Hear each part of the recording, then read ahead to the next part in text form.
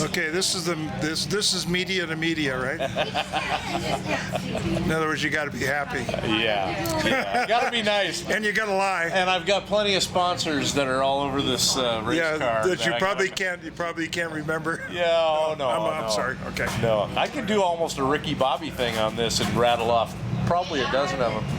But yeah, the 4560 crawl car, we had a great time today. Larry and I went out and did the first lap pre-running, and it is not going to be kind to those who are not patient. It requires that you save your junk and run at a prudent speed.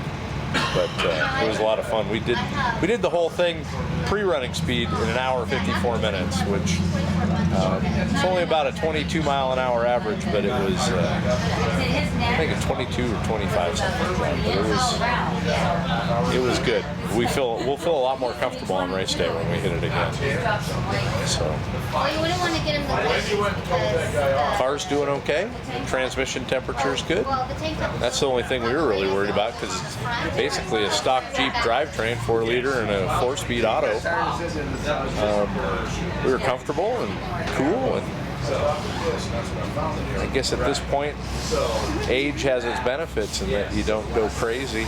You know that if you're patient, you'll be rewarded. So it was a lot of fun. So is this an old man's sport now, or what? A young man's sport? It's a young man's sport, but it's fun for old guys too. If you look on the side of our rig, you'll see the handicap parking tag that our crew chiefs put on there, just to remind us that we're supposed to be having fun. But we just thought, everybody, we've been down here for 5 years in a row. This is our 5th year covering King of the Hammers. We thought this was the time to give it a try and just see. We love the Everyman Challenge because I think that's where the guy at home can look out in his driveway and see his Jeep and go, man, I could do that. I could be a race car driver. So that's what we did. About 6 months ago, I called Larry and said, we're going to go race that thing. Just give it a shot and see what happens. Now, do you think it's more about being a race car driver, or think my Jeep can do that? I think because you're not really going that fast to reading trail, or do you have to read trail because of the suspension you have? Talk a little about that. Larry's been crawling the hammers for a lot of years, and I think he feels pretty comfortable in the rocks, and he's happy with the way this is set up because it's a very capable rig. It's the desert part that has been a bit of a challenge for us, is determining how fast can you go with a car that weighs 5,000 pounds and a bit more with us in it, and is really dialed in to be a really good solid trail Jeep, but is being asked to go fast. And it's an area that we don't have a lot of experience in, and so we're learning as we go. So it's that part of it. You just kind of work up to it, work up to how fast you can go and how fast you're comfortable in going. And we've been pleasantly surprised, and with King shocks all the way around and their new internal bypass rigs, it gives us a lot of confidence and capability. Thank you very much for your information. You got it? Good. Yeah, all done, all cool. You good? Yeah, thank you. Okay. You gonna be around in a while? I'm Back in here? Yeah. Okay. All right, Bobby. I'm sorry. Yeah, the other nice thing about interviews like this is the cutting room floor where you can edit stuff out. But yeah, we're having a really good time, and today was just to get a feel for the course. We came down on Thanksgiving when we ran the 2012 course just to get a taste of it. And I think Gerald Lee from Savvy took us on all the fast stuff, all the really easy stuff from 2012. And when we got started with the 2013 course today, it was like rut row. this is gonna be a little bit harder. So it's all good. We've just been psyching ourselves up all week, saying all we're doing is going on a 100+ mile fun trail ride. And we'll see how it goes from there. Got to finish to win, right? And one must first finish if they're going to finish first. This one I actually drove myself and I took him and they let me stay. Have you been in an IFS car yet? I have not. Other than my wife's minivan. The Town and Country wouldn't do real well out here, but it's, although she might disagree. But I have not. It's only been solid axle cars.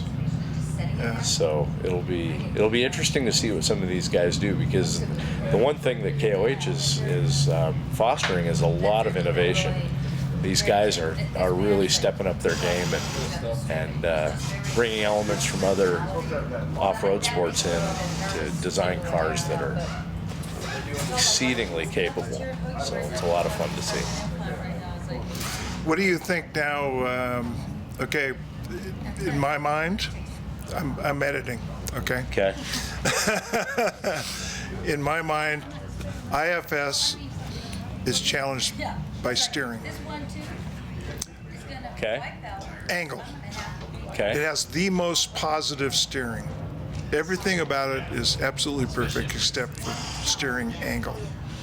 As opposed to the straight axle now, where you're going to give up some speed, some agility, some steering, bump steer, and all that other stuff. I don't care what you got. Where do you think people are okay? To me, I think if you're a racer, you're going independent. If you're kind of a trail guy, Everyman challenge, know what I'm saying? The next step, you're going to stay with a solid axle. Now, what's your thinking? Because, okay, you're a magazine guy and you're looking toward the future. Tell us about where do you think IFS and straight axle is going to go?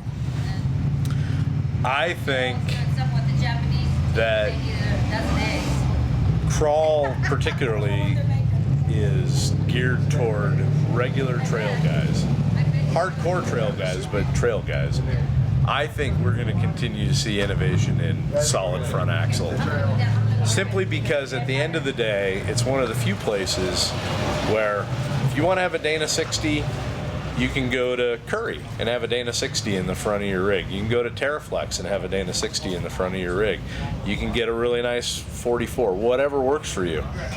Or the alternative is you can go to the junkyard and build it yourself. You can't go to a junkyard and build an IFS car.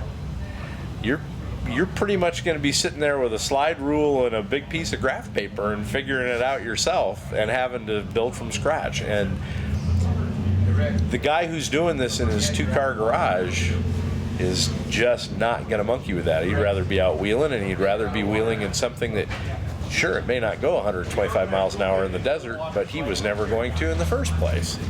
He just wants to do 2.5 miles an hour down the trail. Or his talent's only good for 45. Well, I can tell you right now, I own that Crawl Mero. Now, it's a solid axle buggy with 500 plus horsepower, and I'm sure as heck not capable of driving it to its full potential. You know, it's there are a lot of cars that are out of reach capability-wise from the regular wheeling guy, but that's okay because they don't really need it anyway. They're perfectly content with this, and there's absolutely nothing wrong with it. We're running Curry rock chocks front and rear, and you know, we've been hitting 75, 80 miles an hour, and they stay planted on the ground, and we're happy. They crawl like crazy, so we don't have any troubles in the rocks. And for a full body rig, that it's 2.5 tons. It's working out really, really well. That's a Panhard bar car too. Yeah. So I don't know that we change much, and I don't know that many of our readers would change much. But the one thing about Crawl, though, is we don't want to miss anything when it comes to covering technology and improvement. And our readers ask for that too. They say, show us. We'd love to look at technology. We love to look at stuff that's well built and well thought out. And we see a lot of that, especially here at King of the Hammers. So He's an actor. Is he? Yeah, it's kind of going right down the line where I'm at. you got to be able to get 2 minutes out of that, huh? Oh yeah. Well, yeah. And he wears teeth. I have no clue what's going to happen. Trying to